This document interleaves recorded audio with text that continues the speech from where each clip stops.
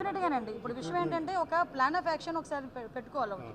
ఎందుకంటే every time మనం ఏదో వేగ్గా వెళ్ళి ఒక మాట ఇచ్చారు అది మనం ఏదో చేసేసాం అన్నది కాకుండా అసలు వీళ్ళ ప్రాబ్లమ్స్ ఏంటి, మనం ఎన్ని నెలల్లో చేయగలం ఈ ప్రాబ్లమ్స్, దాని ఫైనాన్షియల్ మ్యాటర్స్ ఇంక్లూడ్ అయ్యి ఉన్నాయా, నాన్ ఫైనాన్షియల్తోనే అవుతాయా, ఇలాంటి ఒక ప్లాన్ ఆఫ్ యాక్షన్ పెట్టుకొని దానికి ఒక టార్గెట్ ఆఫ్ పీరియడ్ పెట్టుకొని దానికి అనుగుణంగా ముందుకెళ్లాలన్నది అయితే నా ఆలోచన. ఎస్, చూశాను. తప్పకుండానండి. ఇప్పుడు విషయం ఏంటంటే నేను ఆల్రెడీ ఇప్పుడు బైండింగ్ సిస్టమ్ చూశాను. బైండింగ్స్లోని అక్కడ బైండ్ చేసిన బుక్స్ మొత్తం పోలీస్ డిపార్ట్మెంట్లో ఆల్రెడీ ఉన్న వాళ్ళందరికీ కూడా అదే ఎక్కడి నుంచో సప్లై అవుతుంది. ఈరోజు వాళ్ళు నాకు దీనికి ఒక హానర్ కింద కూడా ఒకటి ఇచ్చారు, షీట్స్ లాంటివి జైల్లో యూజ్ చేసే వాళ్ళకి. ఇప్పుడు మనం ఏదైనా చేసుకోవాలనుకుంటే ఈ ప్లాన్స్ని కొంచెం మనం ఎక్స్పాండ్ చేసి మనకి బయటికి కూడా ఇప్పుడు ఫర్ ఎగ్జాంపుల్ డ్వాక్రా లేడీస్ వాళ్ళు చేసే ప్రొడక్ట్సే ఫ్లిప్కార్ట్లోనే అమెజాన్లోనే పెట్టి వాళ్ళకి ఒక ఉపాధి అనేది కనిపిస్తూ ఉంది. సో ఇలాంటి వాళ్ళు కొంచెం స్కిల్డ్ పర్సన్స్ అన్న వాళ్ళు కూడా లోపల ఉన్నారు. వాళ్ళకి అందరికీ కూడా ట్రైనింగ్ ఇవ్వడానికి కూడా మనకి చాలామంది టెక్నీషియన్స్ కూడా మనకు ప్రొవైడ్ చేసుకోవచ్చు. అలా కనుక జరిగితే డెఫినెట్గా వాళ్ళకి ఆన్లైన్ షాపింగ్స్ కూడా అవైలబిలిటీ ఉండేటట్టుగా ఒకసారి లీగల్గా ఎలా ప్రొసీడ్ అవుదాం అన్నది దాని మీద ఆలోచించవచ్చు. 1200 మంది ఉన్నారండి.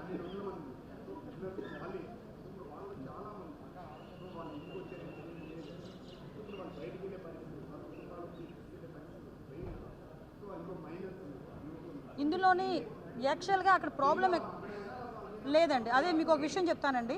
అంటే ఇది కూడా లీగల్గా ఎంతవరకు నేను వాళ్ళు చూసిన బాధని మీకు క్లియర్గా ఎక్స్ప్లెయిన్ చేయాలి, మీ ద్వారా జనాలకు తెలియాలి.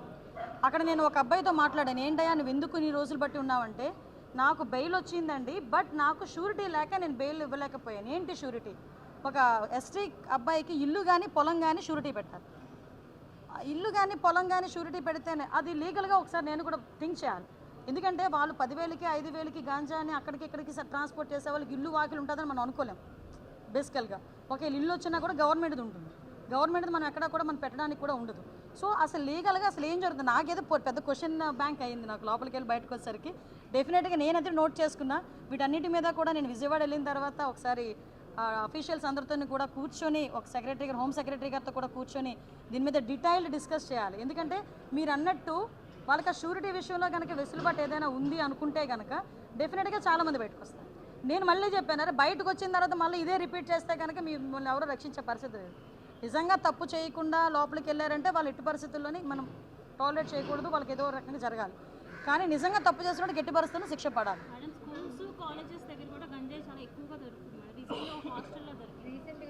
మీరు హాస్టల్ అంటున్నారండి, నా పక్క కాన్స్టిట్యున్సీ తున్లో ఈరోజు ఒక అతను నాతో చెవులో చెప్తున్నాడు, 7 సంవత్సరాల పిల్లోడు గాంజా తీసుకొని రోజు ఇంటికి వెళ్ళేటప్పుడు ఒక ఆర్ఫాన్ అబ్బాయి ఆ అబ్బాయి వాళ్ళ కేర్ టేక్ తీసుకున్న వాళ్ళు చూపించి వాళ్ళ పేర్లు బయటకు చెప్పకుండా జస్ట్ నాకు ఒక మెసేజ్ ఫార్వర్డ్ చేసి 7 సంవత్సరాల కుర్రోడు గాంజాయి వాళ్ళు ఎలా మాట్లాడుతున్నారు తెలుసా అండి? కొంతమంది పిల్లలతో మాట్లాడుతుంటే భయం వేస్తుంది, నిజంగా లిటరల్లీ భయం వేస్తుంది. నేను డే ఫస్ట్ నుంచి గాంజాని అరికట్టాలంటే వీళ్ళంటి వాళ్ళని తీసుకొచ్చి మనం ఎంతమందిని 2,000 మందిని కాదు 20,000 మందిని అరెస్ట్ చేసినా కూడా గాంజా అరికట్టలేం. మనం గాంజాని అరికట్టాలి అంటే ఫస్ట్ థింగ్ ట్రాన్స్పోర్టేషన్ బంద్ చేయాలి. సెకండ్ థింగ్ ఎవడైతే మెయిన్ వెండర్ ఉన్నాడో వాడిని పట్టుకోవాలి. అసలు ముఖ్యంగా ఏమంటానంటే ఎవడైనా పట్టుకున్న తర్వాత కూడా బై డిఫాల్ట్ బెయిల్స్ వస్తున్నాయి. చాలామందికి ఏంటంటే 180 రోజుల్లో కనుక ఛార్జ్షీట్ వేయకపోతే పోలీస్ డిపార్ట్మెంట్ వాళ్ళు డిఫాల్ట్ బెయిల్ వచ్చేస్తుంది. వాడు బయటకు వెళ్ళి ఏం చేస్తాడు, దర్జాగా అదే పని మళ్ళీ చేస్తున్నాడు.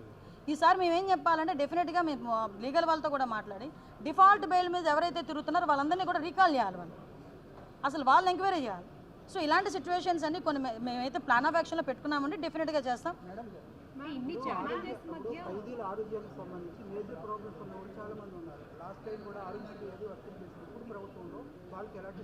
డెఫినెట్గా రండి. ఇప్పుడు ఆల్రెడీ మేము అందరం లోపల కూడా హాస్పిటల్ ఉంది, అందులో స్టాఫ్ కూడా ఉన్నారు.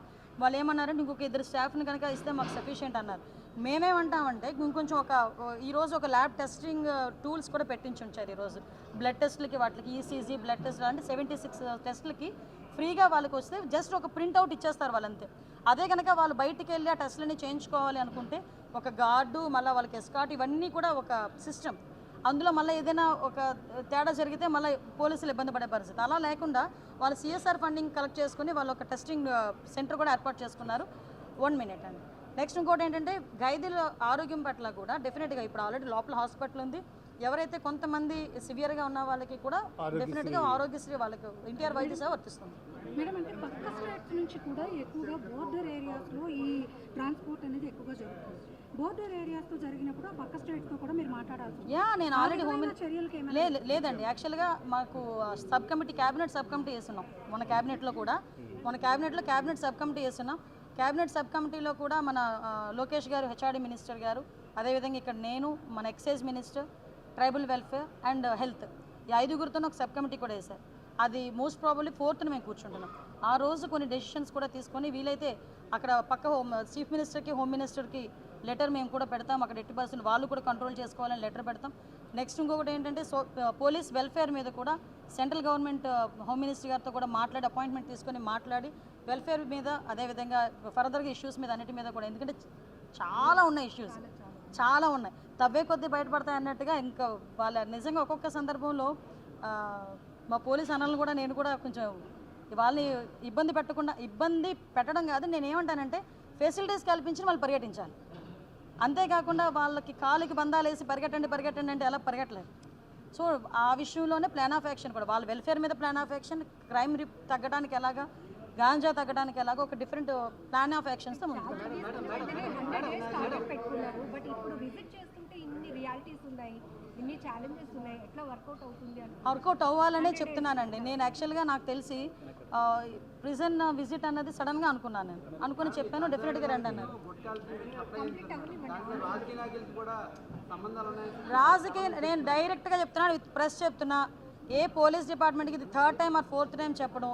గాంజా విషయంలో, డ్రగ్స్ విషయంలో పొలిటీషియన్స్ కానీ ఎవరైనా పెద్ద వాళ్ళు కానీ ఫోన్ చేసినా మీరు ఇగ్నోర్ చేయండి.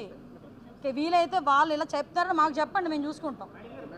అంతే తప్పించి ఎట్టి పరిస్థితుల్లో నా లాల్ చెప్పారు, వీళ్ళు చెప్పారని వదిలేసే పరిస్థితి అయితే ఉండదు.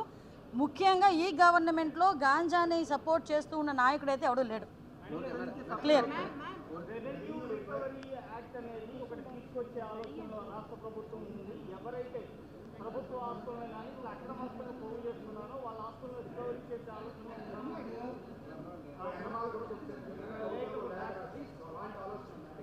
డెఫినెట్గానండి. ఎందుకు అసలు ఇప్పుడు విషయం ఏంటంటే పరిస్థితి ఎలా ఉందంటే, నిన్న ఒక ఆమె నా దగ్గరకు వచ్చింది, వాళ్ళది 3 ఎకరాల స్థలం, వాళ్ళు లోపలికి వెళ్ళడానికి అక్కడ ఉన్న వాళ్ళు ఇబ్బంది పెడుతున్నారు. మొత్తం పేపర్లన్నీ ఆవిడవే ఉన్నాయి. ఎవడో వచ్చి ఆక్యుపై చేశాడు. ఎవడో సొమ్ముని తీసుకొచ్చి ఎవడో ఆక్యుపై చేసేసుకుంటాడు, ఎవడో ఎంజాయ్ చేసేస్తాడు, నాకు అర్థం కావట్లేదు. కష్టపడి సంపాదించుకున్నది నీది ఒక చిన్న వస్తువే పక్కన పోతే నానా యాతన పడతాం. అటువంటిది ఈరోజు పరిస్థితి ఎలా ఉందంటే, అయితే వచ్చి ఆక్యుపై చేశారు, రికార్డ్స్ మార్చేశారు, ప్రభుత్వ ఆస్తులు తాకట్టు పెట్టేశారు, ప్రభుత్వ ఆస్తులు అమ్మేశారు. అంటే ఒక రకంగా చెప్పాలంటే అందుకే ఇంత రివర్షన్ వచ్చింది గవర్నమెంట్ పాత గవర్నమెంట్ మీద. సో మేమేమంటామంటే కంపల్సరీగా అటువంటి విధానం ఉన్నాయనుకుంటే ఎంక్వైరీలు వేస్తాము. ఎంక్వైరీలు వేయడమే కాకుండా కంపల్సరీ రీబ్యాక్ కూడా తీసుకుంటాం. నేనే చెప్పాను, తూతూ మంత్రంగా ఏం జరగవండి, డెఫినెట్గా మంచిగానే జరుగుతాయి. అటువంటి ప్రాబ్లం ఏం రాదు. ఆర్లో ఒక స్టేషన్ కూడా తొందరగా బైండింగ్ ఉందండి, ఐరన్ బీరువాలు తయారు చేసేది, పెయింటింగు, వీవింగు, సపరేట్ ఇంకా చాలా ఇష్యూస్ చాలా ఉన్నాయి లోపల. ఒక స్కిల్ డెవలప్మెంట్ సెంటర్ కూడా రన్ చేస్తున్నారు వాళ్ళు లోపల. ప్రెసిడెంట్